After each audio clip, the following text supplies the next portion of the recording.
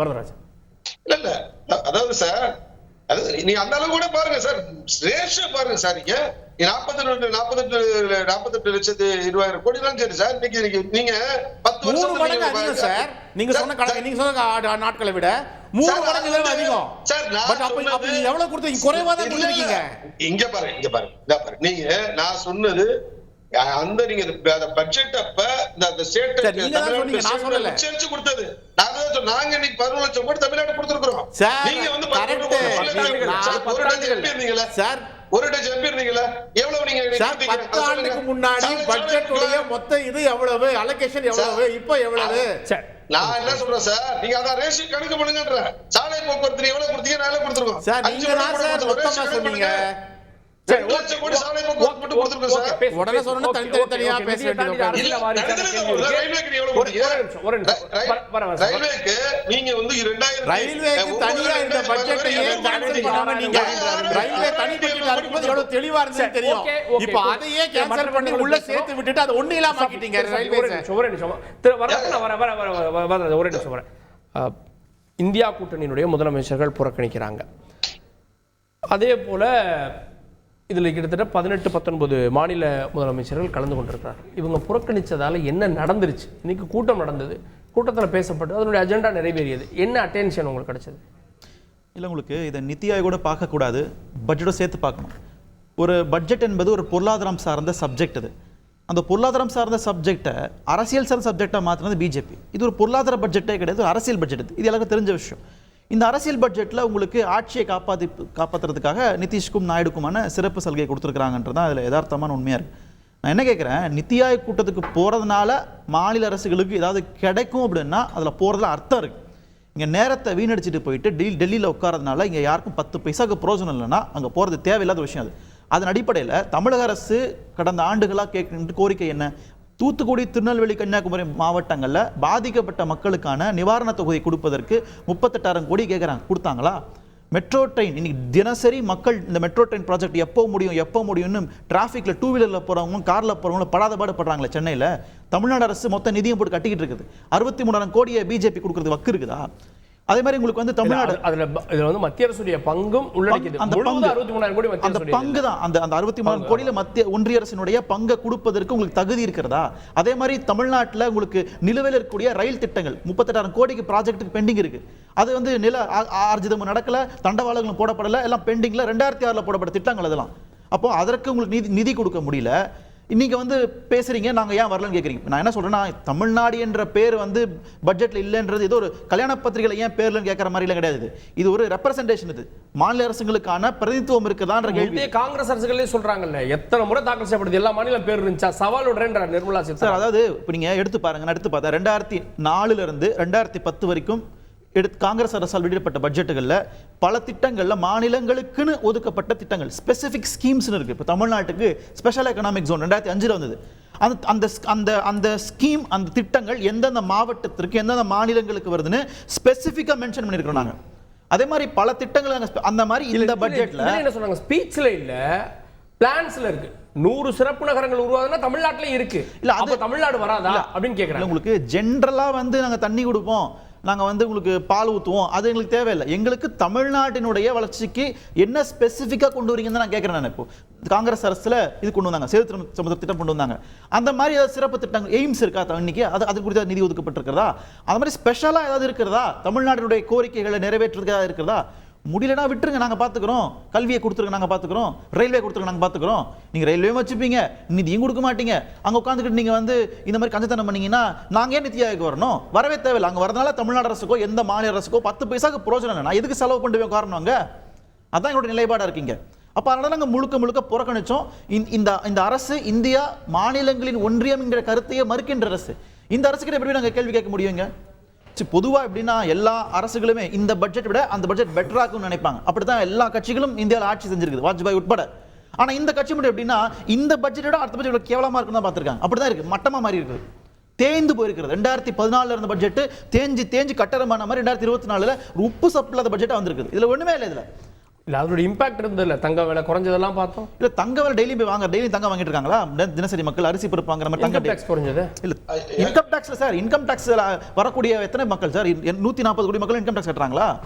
இந்தியாவில் இருக்கக்கூடிய நடுத்தர வர்க்கம் ஒரு குறிப்பிட்ட சமூகம் மட்டும் தான் இன்கம் டாக்ஸ் கட்டுறாங்க. அதுலயும் அதுல பெரிய விஷயம்லாம் ஒன்றும் கிடையாது. நீங்க 7% 7 லட்சம் வரைக்கும் ஸ்லாப்ன்றாங்க, 7 டாக்ஸ் கட்ட வேணாங்கிறாங்க. அப்போ 7 லட்சத்துக்கு மேல இருக்கவங்க வந்து மிடில் கிளாஸ்னு சொல்ல வராங்களா இவங்க? இடபிள்யூஎஸ் மாதிரி 7 லட்சத்துல 10 லட்சம் உங்களுக்கு மிடில் கிளாஸா? இல்லை மிடில் கிளாஸ் இல்லையா? அது பெரிய விவாதம் இருக்குல்ல. இதெல்லாம் வந்து ஒரு தவறான போக்குல நாங்க பாக்குறோம். நிதி ஆயோக்ல வந்து எப்போ நடந்தாலும் இந்தியா கூட்டணி இனிமே கலந்து கொள்ளாது, அப்படிதான் பொருள். இல்ல இன்றைக்கு எடுத்திருக்கின்ற நிலைப்பாடு, இன்றைக்கு இந்த பட்ஜெட், அதான் பட்ஜெட் சேர்த்து பார்க்கல. புறணா இருக்கு. எங்களுக்கு நிதி ஆயோக்ல நம்பிக்கை இல்ல, அது ஒரு புறம். பட்ஜெட்ல எங்களுக்கு நிதி இல்ல, அதனால புறக்கணிக்கிறோம். ரெண்டு சேர்த்து தான் பார்க்கணும். அதை நான் ஆரம்பிக்கும் போது சொன்னேன், இது நிதி ஆயோக் கூட பார்க்க கூடாது, பட்ஜெட்டோட சேர்த்து பார்க்கணும்னு சொன்னேன். பட்ஜெட்ல ஏற்பட்ட ஒரு அநீதி, துரோகம், அதனுடைய விளைவாக நிதி ஆயோக் நடக்குது இன்னைக்கு. அதுல நாங்கள் பங்கெடுப்பதை எங்களுடைய எதிர்ப்பின் குரலை பதிவு பண்றோம். ஒரு ஜனநாயக நாட்டில் எதிர்ப்பை பதிவு பண்றதுக்கு பல ரூபங்கள் இருக்கு. அதன் அடிப்படையில் எங்க எதிர்ப்பை பதிவு செய்வதற்கு இந்த கூட்டத்தில் புறக்கணிக்கும் அப்படின்றத அழுத்தம் திருத்தமாக நாங்கள் சொல்லியிருக்கோம். இது வந்து ஒன்றிய அரசுக்கு ஒரு பாடமாக இருக்கணும். நீங்க ஏன்னா மாநிலங்கள் இல்லைன்னா நீங்க எங்கிட்ட காசை கொடுக்குறீங்க, நீங்க எல்லா மாநில அரசுக்கும் காசு கொடுக்குறீங்க, காசு வாங்குறீங்களா, நீங்க அந்த காசு திருப்பி கொடுக்கணுமா இல்லையா? அதை கொடுக்கறது உங்களால முடியலன்னா நீங்க எதுக்கு இருக்கீங்க ஒன்றிய அரசு? நீங்க இந்த கூட்டத்தில் கலந்து கொள்ளாத முதலமைச்சர்கள் வந்து ஒரு அட்டென்ஷனை ஏற்படுத்தினதா பார்க்கலையா? ஒரு ஈவெண்ட் நடந்துச்சு, எல்லாரும் போயிட்டு இருந்தா அது செய்தி இல்லை, ஜஸ்ட் லைக் தட் செய்தி. அது எங்கன்னா இத்தனை முதலமைச்சர்கள் கலந்துக்கல, ஒருத்தர் போனாரு, வெளிநடப்பு பண்ணாரு, பேச விடலைன்னு சொன்னாரு, அது இன்னைக்கு செய்தி. இன்னைக்கு எதிர்ப்பினுடைய குரலை வலிமைப்படுத்தி இருக்கு இந்தியா கூட்டணி, ஏன் பார்க்க மாட்டீங்க? விக்கிரவாண்டி தேர்தலில் அதிமுக நிற்க மாட்டேன்னு சொல்லுச்சு, திமுக என்ன சொல்லுச்சு? இது எதிர்ப்பின் குரல், அதுதான் சரி, நீங்கள் அப்படித்தான் எதிர்க்க வேண்டும், எதிர்ப்பு தான் ஜனநாயகம், அப்படியா சொல்லிச்சு? எதிர்க்கிறதுக்கு தான் நிற்க மாட்டேன். நாங்கள் இடைத்தேர்தலில் எதிர்கட்சி தான் ஜெயிக்குது, ஆளுங்கட்சி தான் ஜெயிக்குது தமிழ்நாட்டில், திருமங்கலத்திலிருந்து அந்த ஃபார்முலாவை உடைச்சிடணும்னு நினைக்கிறோம்னு சொன்னாங்க. ஐயா நீங்க பேசும்போது நான் பேசல, நான் வரேன் கம்பேரிசனுக்கு, நான் வரேன். நீங்க யார் முடிவு பண்றதுக்கு? நான் சொல்றேன் சொல்லுங்க. கம்பேரிசனுக்கு வேற, மக்கள் கிட்ட போய் நீங்க நேரடியா பார்க்க புறக்கணிப்பது. இது வந்து நீங்க வந்து பங்களிக்கிறேன்னு சொல்றீங்க, பண்டிகை சொல்றீங்க, அதுக்கு போல அதுக்கு இது விக்கிரவாண்டி பத்தி பேசிட்டு இருக்கீங்க. இல்ல ஒரு நிமிஷம், இல்ல அவர் முதல் கட்டம் பேசணும்னு நான் உங்களுக்கு வாய்ப்பு தரேன். கோட்ஸ் அவர் கம்பேரிசன் கரெக்டாக இருந்தாக்க நான் ஏன் பேச போறேன் சார்?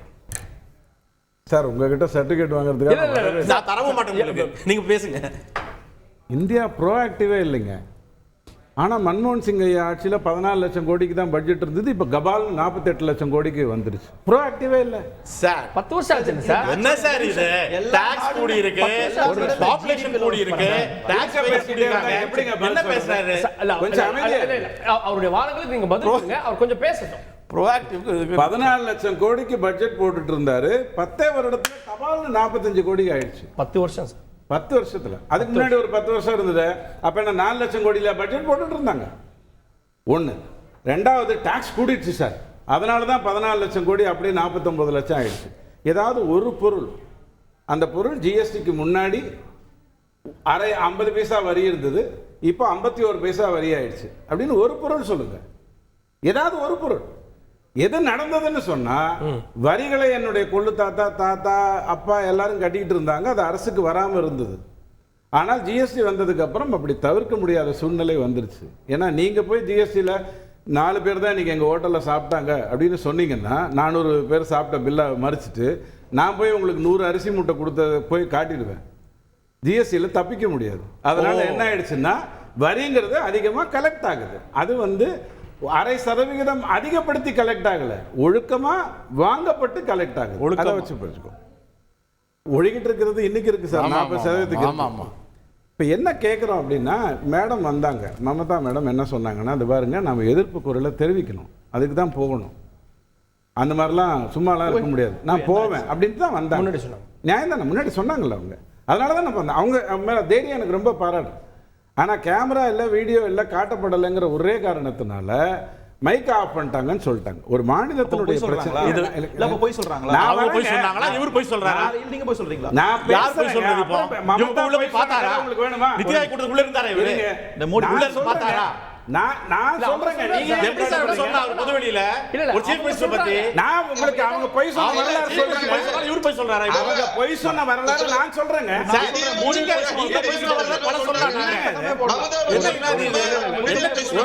ஒரு விஷயத்தை சொல்றாங்க. கேமரா இல்ல, போட்டோ இல்ல, லைட் இல்ல. இந்த மாதிரியான அரசியல்ல பேச தெரியாது. ஒரு நிமிஷம். உங்களுக்கு அரசியல் மட்டும் தான் பேசுறீங்க. மம்தா போய் சொன்னாரு சொல்லுங்க. நான் வரேங்க. தவறுங்க இது. உள்ள போனாங்க. தைரியமா பேசணும். எனக்கு பேச விட்டுட்டு அப்புறம் பேசுறேன். பேச விட்டுட்டு பேச சொல்லுங்க. சரி, ஓகே. அது நடக்காது. அந்த ஜனநாயகம் தான் பயங்கரமா ஓடும். உங்க பார்லிமெண்ட் பேசு. நான் போய் எதிர்ப்பு குரலை தெரிவிக்கணுங்க. அந்த மாதிரி இருந்தால் தான் நல்லது அப்படின்னு சொல்லி தான் அவங்க அந்த கூட்டத்துக்கே வர்றாங்க. அவங்க மைக்கு பிடுங்கிட்டாங்க வச்சுப்போம். அவங்க போய் சொல்லு. அவங்க மைக்கு பிடுங்கிட்டாங்க. டபக்குன்னு பிடுங்கி விட்டாங்க. வெள்ளம் வந்துட்டு நீங்க டாக்ஸியே பிடிங்கினாருன்னு அவர் சொன்னாரு. நான் மைக்க வார்த்தைக்கு வார்த்தை தவறு கார்கே. வார்த்தைக்கு அது என்ன சொல்றாரு அவரு? கேமரா இல்ல, லைட் இல்ல, இப்ப மைக்க புடிங்கறாங்க. என்ன இதெல்லாம்? ஒரு சீஃப் மினிஸ்டர் ஸ்டேட்மென்ட் அது. இல்ல முக்கியமான பாயிண்ட் பேசுறாங்க. எனக்கு மமதா பானர்ஜி தெரியும். உங்களுக்கு தெரியாம இருக்கலாம். இதே கருத்து நிர்மலா சீதாராமன் சொல்றாங்க. அவங்க வந்து அவங்களுக்கு வாய்ப்பு கொடுக்கப்படுது. அங்க வந்து இல்லைங்க, நான் உங்களுக்கு ப்ரூஃபோட சொல்றேன். அவங்க வந்து ஒரு விஷயத்தை சொல்றதுக்கு தானே வந்தாங்க. எனக்கு இந்த என்னுடைய மாநிலத்துக்கு இதெல்லாம் நடக்கல, இதை நீங்க கொடுக்கணும் அப்படின்னு கேட்கறதுக்கு தானே அவங்க வந்தாங்க. அதுக்கு தானே வந்தாங்க. அவங்க மைக் பிடிக்கிட்டாங்க. இவங்க வெளில வந்து என்ன பண்ணியிருக்கலாம்? என்னை உள்ள பேச விடலை. ஜெயலலிதா அப்படிதான் பண்ணாங்க. என்னை உள்ள பேச விடலை. நான் இதெல்லாம் இந்த மாநிலத்துக்காக கேட்க வந்திருக்கேன் அப்படின்னு படிச்சு காட்டுறதுக்கு வேண்டி தானே. என்ன கேட்க வந்தீங்க நீங்க? அங்க அதை படிச்சு காட்டுங்க. என்னுடைய மாநிலத்துக்கு இதெல்லாம் நான் கேட்கணும்னு வந்தேன். அவங்க மைக்க பிடிங்கிட்டாங்க. அதனால என்னால் பேச முடியல. இதுதானே எதிர்ப்புக்கு நேர்மையான நோக்கம். அதை விட்டுட்டு மைக்க பிடிக்கிட்டாங்கன்னு கிளம்பி போயிட்டா அப்ப நிர்மலா சீதாராமன் நம்ம என்ன சொல்றாங்க? அம்மா, நீ 7வது பேச்சாளராக இருக்கிறதாக இருந்தீங்க, உங்களுக்கு வேணுங்கிறதுக்காக நீங்க முன்னாடி கேட்டீங்க, நம்ம கொடுத்தோம். கொடுத்ததுக்கு அப்புறம் நீங்களா ஒரு விஷயத்தை பேசாம கிளம்பி போயிட்டீங்க. இதை எடுத்து சொல்றாங்க. நீங்க நாளைக்கு சொல்லுங்க. இன்னைக்கு தான் உங்களை பேச விடல. 20வது பேச்சாளருக்கு எவ்வளவு நேரம் கொடுத்திருப்பாங்க பாருங்க. நேரம் கொடுக்கறதுங்கிறது வந்து யாருக்கும் மறுக்கப்படலை.